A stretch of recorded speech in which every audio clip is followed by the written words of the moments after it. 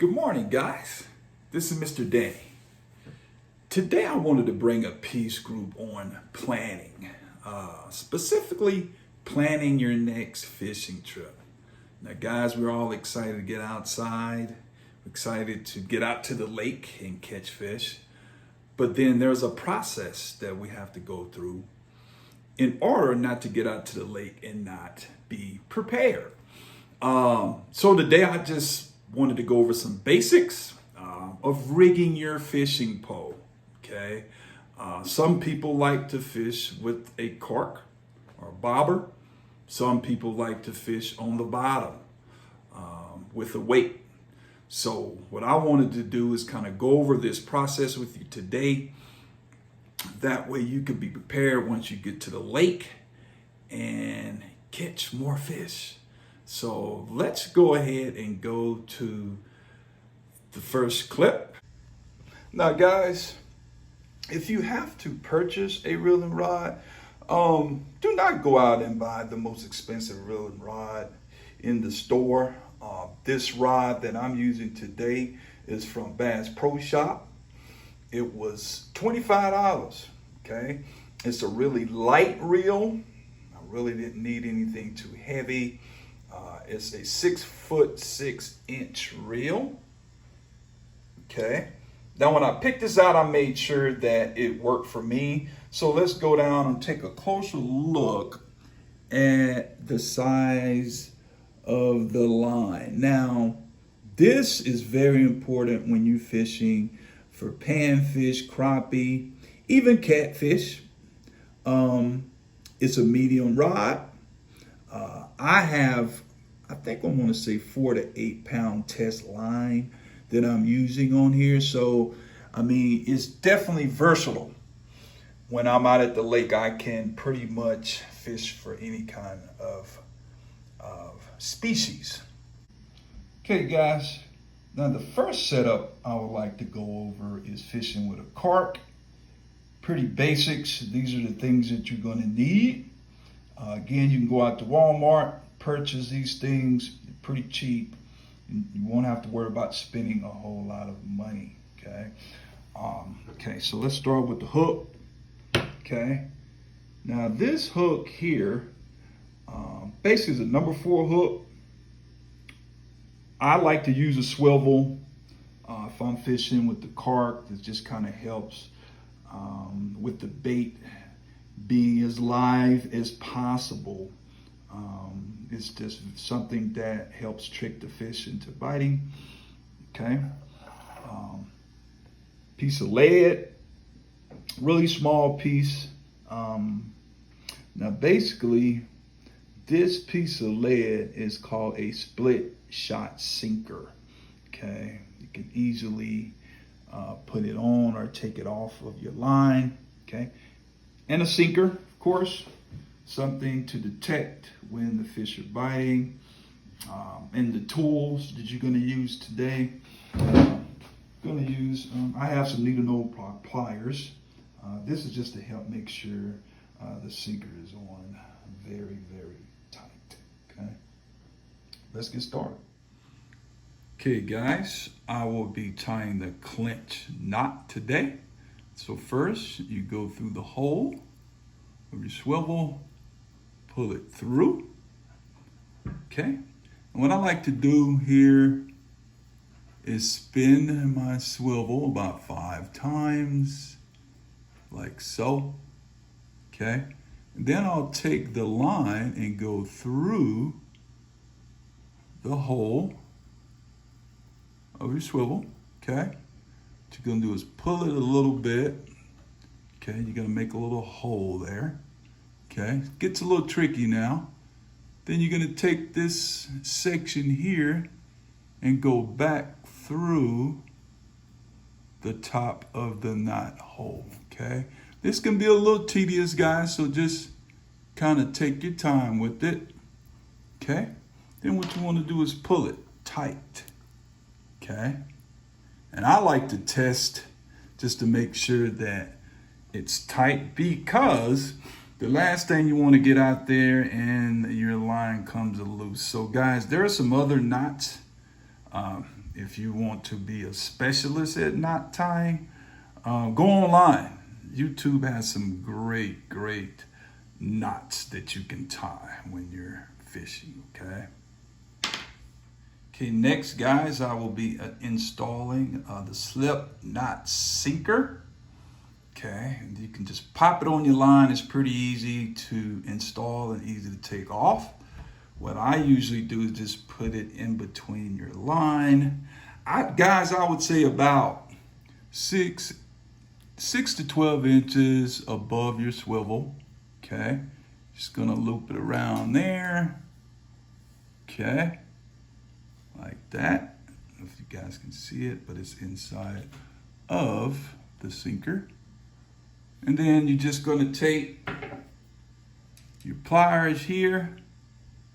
Okay, you're just gonna squeeze it together. Okay, just gonna squeeze it. And there, you have your weight. Just tie it on there. Okay, and you have your swivel that's connected, okay? All right. Okay, guys, this is your cork. Okay, some people call it floaters, but I'm from down south, we call it a cork. But this definitely helps make sure that you know what's biting on your line. So what I like to do is set this cork at least 4 to 5 feet, okay, depending on how deep the fish are, okay? So this is definitely something that beginners can use. A lot of people still use these to this day, but they help, okay? So, and this is pretty simple. What you do is mash the top down on the top. Okay, you'll see the little bottom open up. What I like to do sometime, because this can get tedious, is that I like to wrap around that section at least twice. Okay, so at a hole at the bottom, and then this is the top of your sinker. You push that little mechanism down, okay? Sometimes this stuff, again, can be tedious, so you have to be patient, okay? But it clicks in there, all right? Okay, awesome. Okay, guys, the next step is installing your hook. So you just take this little piece here, you pop it out, okay? It should come loose from your swivel, okay? Then what you want to do, you got your hook here. Definitely want to place your hook directly over that cylinder. Go back in, pop it, and there it is. Your hook is attached to your swivel. Pretty simple and easy. Okay, this is how it should look on your line. You have your hook, swivel, go up about a foot, 2 feet. You have your weight. And at the top, you have your cork. Really simple techniques to set up fishing with a float. Okay, guys. Now, fishing on the bottom, there are several different setups that you can use. I wanted to keep it pretty simple for you today. So when you're out at the lake, it's not like you're trying to invest in this huge transformation over from a sinker to bottom fishing, okay? So basically what you want to do, you can keep the same setup as a swivel attached to the hook, as you can see here, okay?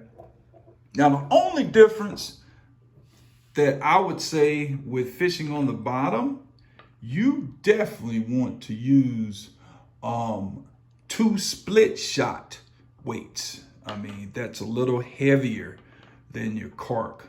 The reasons why that you'll be able to cast out a little further with 2 pieces of lead, okay? And when you're on the bottom, you want that hook to be able to be sitting in a position and not just moving all around, okay? So I definitely personally would use 2 of your split shot sinkers, which is a little heavier, okay?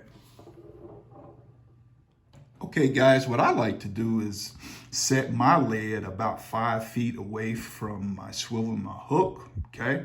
Pretty much same technique with your weights. You're gonna see a little split in between your weight here, okay?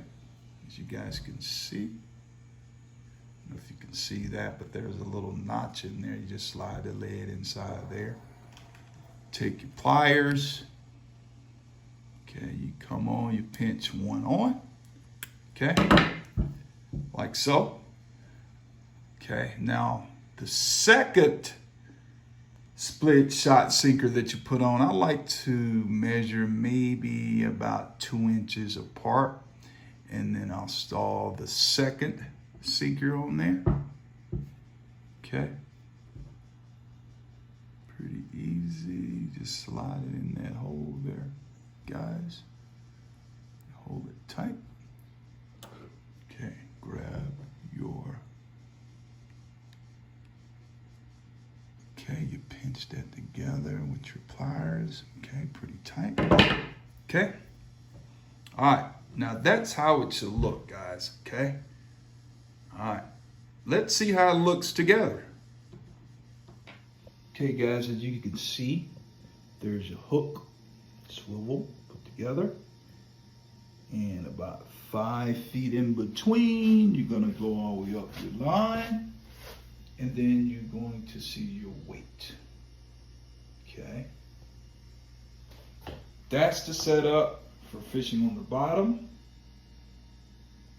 Hopefully you guys are able to take some of this and use it at the lake. Now guys, I hope this piece group today help you understand how important it is to plan before you head out to the lake. And I hope the information that was given help you learn how to rig your reel and your rods. Okay. Now one more thing I would like to say: when you place in your hook, if you need help from your parent or guardian, please ask. Okay, because you can poke yourself. Okay. So let's be really, really cautious when we're installing our hooks, okay? But with that said, have fun rigging up your reels, and let's try to get out to the lake, guys. Have a good day.